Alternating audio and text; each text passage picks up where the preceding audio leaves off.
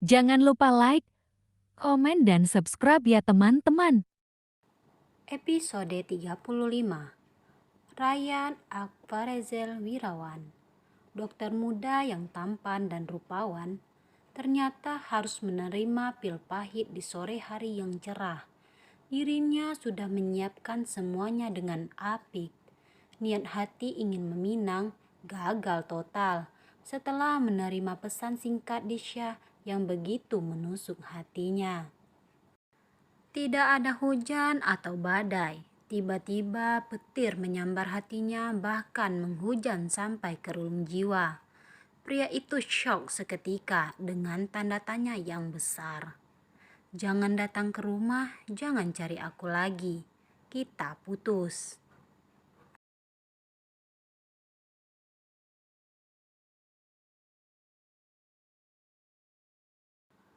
Matanya nanar memandangi pesan dari kekasihnya yang sangat ia cintai.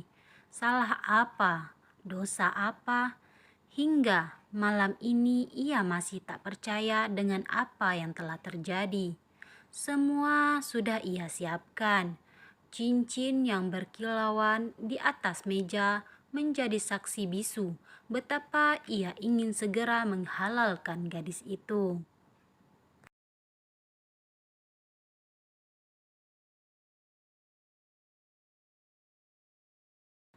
Terlebih ketika pria itu mencoba menghubungi Disha beberapa kali, namun selalu berakhir dengan panggilan dialihkan atau nomor tidak aktif.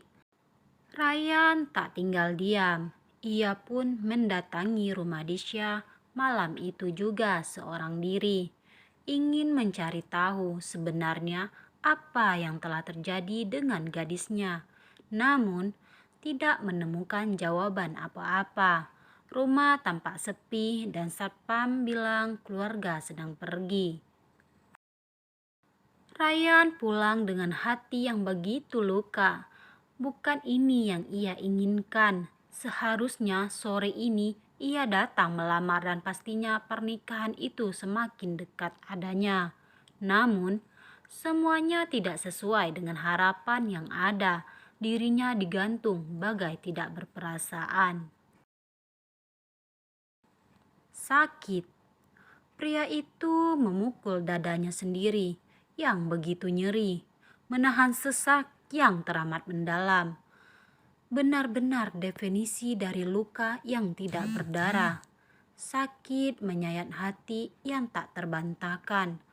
Hampir 3 tahun bersama, menjalin hubungan yang begitu ia jaga.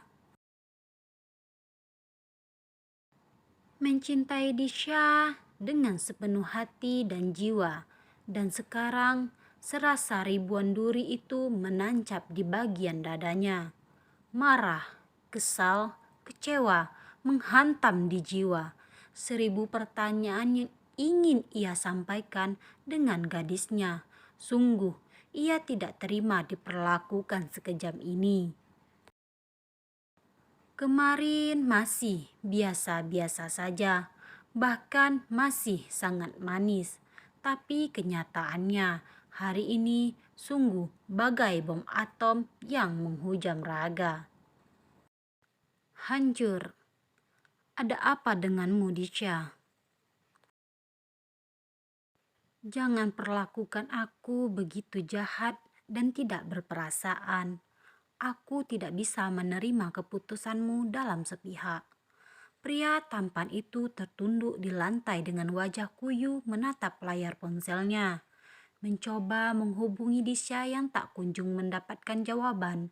Ryan tidak ingin putus, terlebih dirinya sangat mencintai Disha. Sudut matanya basah menandai betapa rapuhnya pria itu saat ini. Pria itu mengurung dirinya di kamarnya yang sunyi. Bagai raga tak bernyawa, separuh hatinya telah pergi. Ternyata sesakit ini ditinggal Disha tanpa kabar. Lebih sakit dari yang ia bayangkan. Sedalam itukah perasaan Ryan? Sayang, makan. Jangan mengurung di kamar terus.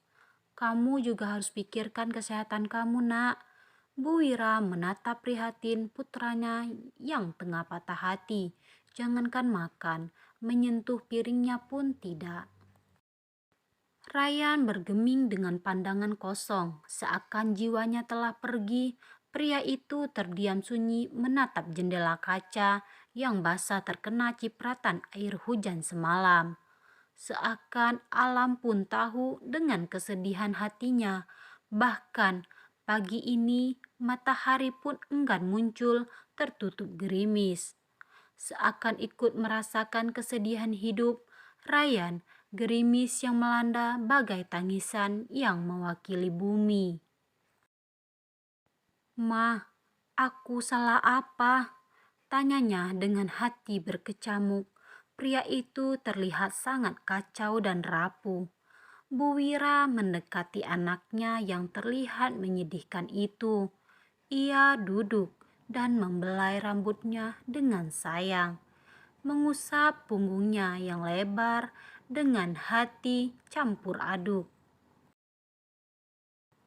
Apa yang anaknya rasakan sangat berimbas pada dirinya. Ibu mana yang tidak ikut sakit melihat putranya terduduk di lantai marmer dengan raut kesedihan. Semangat Ryan telah pergi, hilang ditelan harapan, seakan pria itu tak sanggup untuk melanjutkan hidupnya di kemudian hari. Sabar, mungkin memang Disha bukan jodoh kamu, Nak. Atau mungkin memang jalannya harus begini dulu untuk bisa bersatu. Nasihat Bu Wira sendu. Bu Wira cukup tahu betapa putranya itu sangat mencintai Disha. Hampir setiap hari namanya disebut oleh putranya. Gadis itu juga sudah cukup baik mengenal kedua orang tua Ryan, membuat restu mereka begitu gamblang. Tapi seakan sekarang terhalang bagai kerikil tajam. Disha berubah haluan dalam tempo yang begitu cepat. Tanpa aba-aba, dalam sekejap mata mampu meruntuhkan semangat hidup yang dimilikinya. Disha nggak mungkin menduakan mah. Kita saling mencintai. Kemarin masih baik-baik saja mah. Ryan menangis di pangkuan ibunya, tempat ternyaman saat dirinya sedang rapuh. Ibu selalu ada untuk menenangkan. Mengapa di saat-saat seperti ini Ryan begitu rindu bahkan tak mampu mengalahkan pikirannya sedikit pun untuk tidak mengingatnya. Mungkin karena terlalu dalam rasa cintanya membuat pria itu cukup stres, bahkan sampai tak bisa lagi harus berbuat apa. Hidup segan mati tak mau. Kamu percaya nggak jodoh itu sudah digariskan dan ditakdirkan? Jadi jangan pernah menyalahkan takdir. Bisa jadi Allah sedang menguji dengan ini supaya kamu lebih dekat dengannya. Nasihat Bu Wira bijak. Tapi Ryan gak bisa hidup tanpa Disha, mah. Ryan harus ketemu sama Disha. Disha pasti jelasin semuanya. Mungkin gadis itu perlu waktu yang tepat. Kamu harus percaya kalau jodoh tak akan kemana. Sekarang ayo bangun, mandi dan makan. Aku gak lapar, jawabnya dengan tatapan kosong. Sedikit lebih baik, karena patah hati juga butuh tenaga, ucapnya yakin. Sakit mah. Ryan masih memukul-mukul dadanya sendiri. Mama tahu, jangan biarkan masalah menghancurkan dirimu dan semangat hidupmu. Tapi semangat aku Disha, bagaimana hidupku tanpa dia? Ryan tidak sanggup, Ryan bisa gila. Kamu jangan ngomong gitu dong Ray.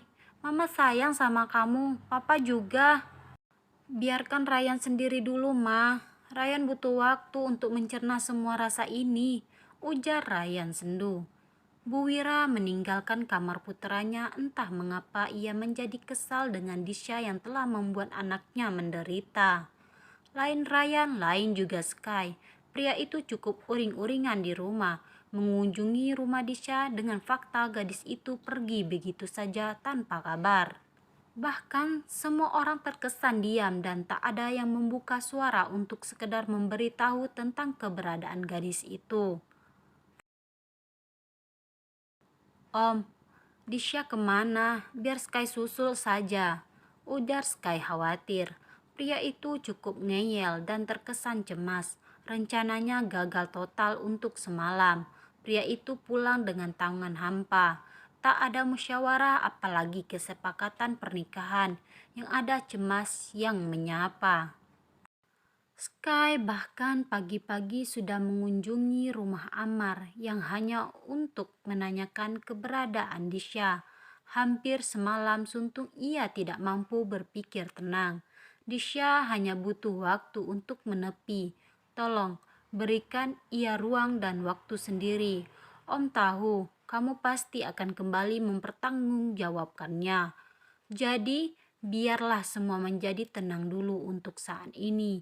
Tolong biarkan putri Om mengambil keputusan untuk memilih yang terbaik untuk dirinya. Baik Om, Sky akan datang lagi setelah Disha kembali. Tolong beri restu untuk kami.